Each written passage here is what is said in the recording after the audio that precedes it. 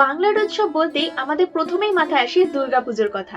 কিন্তু আমি আজকে আপনাদের এমন এক জায়গায় নিয়ে যাব যেখানে শতাব্দীর পর শতাব্দী ধরে সরস্বতী পুজোয় হয়ে আসছে সবচেয়ে বড় উৎসব। সেই শহরের নাম হলো কালনা। পূর্ব বর্ধমান জেলার এই ঐতিহাসিক নগরী আজ শুধু একটি জায়গার নয়, এটি বিদ্যা ও সংস্কৃতির এক জীবন্ত ইতিহাস। আজকের ভিডিওতে জানবো কেন কালনা সরস্বতী পুজোর জন্য এত বিখ্যাত, কিভাবে শিক্ষা ব্যবস্থার সঙ্গে জড়িয়ে আছে এই উৎসবের জন্ম। হিন্দু ধর্মে দেবী সরস্বতী হলেন বিদ্যা, জ্ঞান ও সৃষ্টিশীলতার প্রতীক।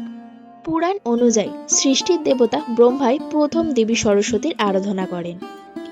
সেই ধারাবাহিকতাতেই ধীরে ধীরে ভারতবর্ষের বিভিন্ন প্রান্তে সরস্বতী পূজার প্রচলন গড়ে ওঠে।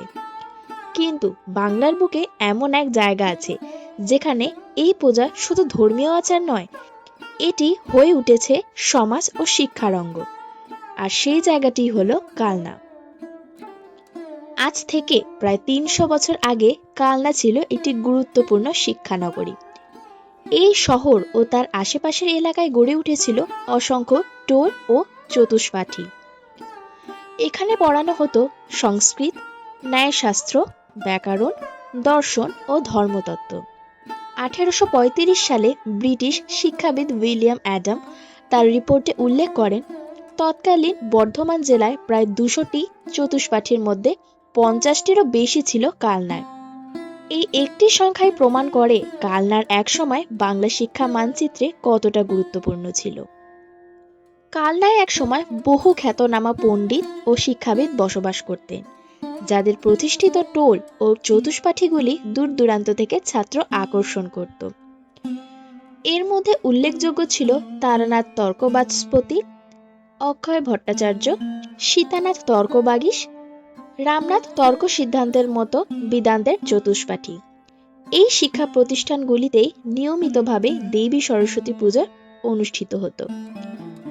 অনেক ইতিহাসবিদদের মতে টোল কেন্দ্রিক এই পূজাই পরবর্তীকালে কালনার সর্ববৃহৎ উৎসবের রূপ নেয়।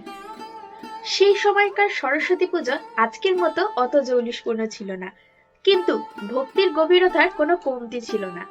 সেই সময়কার পূজা মণ্ডপ সাজানো হতো গাছপালার ডাল ও পাতা দিয়ে, মাটির অঙ্গনে করা হতো সুন্দর আলপনা। তেলের বাতির আলোয় ভরে উঠত পূজার মণ্ডপের স্থান, আর সেই আলোয় ছাত্ররা বসে সেখানে প্রার্থনা করত বিদ্যা, জ্ঞান ও বুদ্ধির আশীর্বাদ। সেই সরলতাই ছিল তখনকার পূজার আসল সৌন্দর্য। সময় বদলেছে, টোল ও চতুষ্পাঠীগুলি আজ ইতিহাসের পাতায় স্থান নিলেও কালনার মানুষের কাছে দেবী সরস্বতীর গুরুত্ব একটুও কমেনি। নদী কেন্দ্রিক বাণিজ্য নগরী হিসেবে কালনার ব্যবসায়ী ও শিক্ষিত সমাজের হাত ধরে বিদ্যালয়, কলেজ ও বিভিন্ন শিক্ষা প্রতিষ্ঠানে ছড়িয়ে পড়ে সরস্বতী পূজার আয়োজন। ধীরে ধীরে এই পূজা হয়ে ওঠে সর্বজনীন উৎসব। কালনার ইতিহাস গবেষক সোমনাথ ভট্টাচার্যের মতে কালনার টোল কেন্দ্রিক সরস্বতী পূজাই পরবর্তীকালে শহরের সবচেয়ে বড় উৎসবে পরিণত হয়। আজ কালনার সরস্বতী পূজা মানে শিল্প, ঐতিহ্য ও আধুনিক ভাবনার মেলবন্ধন। যেমন নবদ্বীপ ও শান্তিপুর রাস উৎসবের জন্য বিখ্যাত, ঠিক তেমনি কালনা আজ পরিচিত সরস্বতী পূজার শহর হিসাবে। এই উৎসবের খ্যাতি আজ শুধু বাংলায় সীমাবদ্ধ নয়, ছড়িয়ে পড়েছে গোটা দেশে। কালনার সরস্বতী পুজো শুধু একটি ধর্মীয় উৎসব নয়, এটি শতাব্দী প্রাচীন শিক্ষা, সংস্কৃতি ও ইতিহাসের উদযাপন।